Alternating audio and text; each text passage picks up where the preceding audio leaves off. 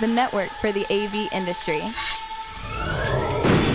What are you listening to? This This is AV. This is AVNation. This is AVNation.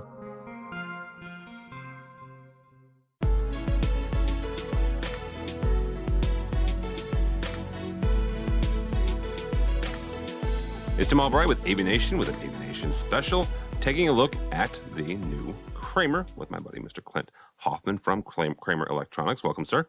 Hey, thank you for having me, Tim. Absolutely, thank you. So we say the new Kramer, and we'll explain what we mean here as we start. Dr. Kramer obviously founded Kramer a number of years ago. The company was acquired about almost a year ago. How has that transition been going? Oh, it's been going very well, actually. Dr. Kramer, as you said, retired in February of this year, and we were acquired by Fortissimo Capital, which is the largest private equity firm in Israel. And we have all new management, and we have all new product roadmap. And I like to say that the only things that are consistent are the products we had when Fortissimo acquired us in our lineup, and the name of the company, and that's it. So everything else is completely different. New CEO, new head of R&D, new head of product, it's a new head of sales. So it's a new day, and it's going to be a new company, and it's very exciting. So when you talk about new head of R&D, well, I'll focus on that for a second. That focus and how Kramer today looks at product development when it comes to the R&D part. Talk for a second to manufacturing. Talk honestly, quite frankly, to the tech managers and the AV users about the focus of Kramer when it comes to product development. Absolutely. So when the change in ownership happened, new management took a look at the world around us. And what they did is they identified what we call 4 megatrends. Those 4 megatrends are that it's now a hybrid world, that we need in our lives always on collaboration. We need that always on collaboration and the things that we do around communication to be seamless. So we call it seamless technology. And we have a new area of concern in the world, which is mission critical communications. So those 4 megatrends have become the foundation of the roadmap that has been developed under the new Kramer management and ownership. So when you look at those mega trends, let's start with those for a second. One thing that I've learned through the pandemic is looking out 5 years, looking out 10 years is a bit dangerous. Are you guys confident in those mega trends being around at least for the next 2 to 3 years as you look at product development? We are, because we use the word mega very intentionally. There are trends. Trends, have a certain amount of lifetime, may be very, very important in our lives, but they have a limited lifetime. When we use the term mega trend, we feel that it's a complete change that will be with us forever. The hybrid world. We had the ability to do a bunch of stuff hybrid before COVID. COVID accelerated our capabilities to do that. And do I think we're ever going back? No, I think that between our smartphones and social media, and even you take a look at education, will there be students in classes? Absolutely. Will there also be students who can participate remotely and get the same value of education? Absolutely. It's a different day, a different age, and it's going to be a hybrid world forever. So we say Generation H. That's the new, and it knows no age limit. So, all right. When your development, you talked about breaking it down into a couple different phases. Why do you take that timeline into two separate phases? So it's not. It's more just a necessity. If you inherit a certain product line, then the thing that you can do in the short term, and short term is usually a year to a year and a half. What you can do in the short term is evolve that existing product line, improve that existing product line, complement to a certain extent that existing product line. But if you have certain fundamental things that you want to bring to the entire product line, that may take you longer, like 2 years, 3 years. So we have both desires. So therefore, there's two parts. Let me elaborate on that last part just for a second. We have some fundamental things that we have that we're going to put in the product roadmap. Once you identify the mega trends and you build the product roadmap around that, then there are other key fundamental decisions that we've taken that are part of that process. For example, we are going to make sure that everything that we eventually offer for sale and as a solution will be able to connect to the network. We're going to build everything around cloud architecture. Okay, so in the future, everything will be on the network and it'll be connected to a large data lake somewhere so that we can cultivate that data lake for important return on investment and data analytics. We are going to operate in an open garden. We are going to make sure that our products are compatible with the rest of the world, including in cases, competitors. You certainly can get an entire Kramer solution, but if you want us for 75% of it, and for some reason we haven't convinced you on the other 25 yet, then you can do that. So it's going to be an open, not a closed garden, and we're going to probably standardize on a kind of a universal interface. It could be USB-C, for example, could be the, but we're going to make it so that it's not, again, proprietary interfacing.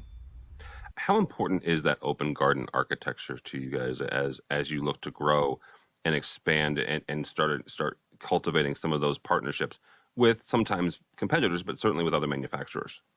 It's really essential because, it's part of our belief that being open will, allow us to provide a complete solution, but will also, in some cases, allow us to provide as much of the solution as we can get while we work to convince you that the rest of the solution is best to be Kramer. So, if you're closed garden and you're saying, hey, if you want to come work in my world, then you're going to have to live within these parameters and you can only use my stuff. That's not the world we live in anymore. The world itself has evolved, and if you're not open, I think you're probably missing the boat. But let me ask you that, because that brings up actually a really good point. Is you said this a couple of times, that if we can't convince you to do all of it, maybe we get 75%, right? Doesn't it also help you guys, help Kramer and help your clients, that if they've got a system that they don't think product X, Y, and Z or company X, Y, and Z can get them 100%, but hey, Kramer has this product over here that'll finish the job, right? That also helps you guys and helps your customers really, maybe realize some key benefits and some key points where Kramer is really good at doing, maybe this one thing here that nobody else does. And short term, that's a huge benefit. Yes, that you've identified the short term benefit. If we're open garden and you're not using our product, people have habits, especially in the Pro AV industry. They become familiar with a certain model number from a certain competitor. Well, you write that, and you have never had a problem with that competitor, our competitor's product. You write that model number down every time you start a design. So our job is to make sure that some point in the future that model number is our model number. But by being open, we can start to make those inroads. You were open and you like this product from us, and it fits into this thing you're doing, and you really have tremendous success with it, and you see how reliable that is. Well, hey, I'm willing to try something else, and then eventually you can look at us and say, well, they provide the total solution. Why would I not do that? Because I have excellent experiences with them, and so we want to become that habit. And by being open, we have the opportunity to develop that. The habit analogy is really good. Talk to AV users who have either never used Kramer, never memorized a Kramer part number, or they haven't in a while for whatever reason. Why should they take a look at Kramer's website again? Why should they take a look at the product offerings again? Well, I think it has a lot to do with the fact that for a very long time, we were an excellent provider of solutions that the kind of solutions that were, I don't want to use the word niche because niche is not the right word. If you had a challenge, hey, maybe Kramer has something that fixes that. And we grew our business based on being that company, and that was really good and really good to us. But what we're aiming to be is a 100% end-to-end complete solution provider under the new ownership, under the new management. So from that perspective, if what you thought you knew about Kramer, take another look, because once we're able to start bringing in these concepts that that are the foundation of our product development process, everything connects to the network, the cloud being built on cloud architecture. It's going to be a benefit, because you're going to have the ability to do things that you can't do today, or that you can do in a limited way today, with regards to stuff like recurring revenue and return on investment analysis. So I think if you look at our plan and what we have now of value and where we're saying we're going, being aligned with us in the future, I think we're going to be an excellent partner that can make you a lot of profit and be very reliable, that you can count and trust on. Yeah. Really quickly before I let you go, we've talked a little bit about your new R&D and your research and developing the product. One of the things that I've always found with Kramer is the ability to have conversations with, especially product engineers and your folks and the network engineers.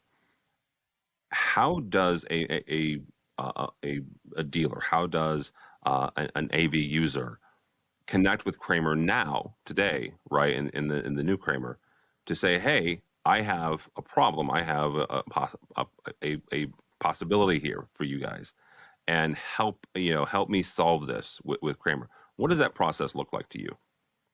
Well, that process is that I believe we have an excellent team of people, whether it be in our tech support or our marketing back in here at headquarters, or myself, or our salespeople who are out in the field. One of the things we've done recently is we've added vertical salespeople for the first time in Kramer's history. So we have right now today a government and military person who's responsible for that business development section, and person for education.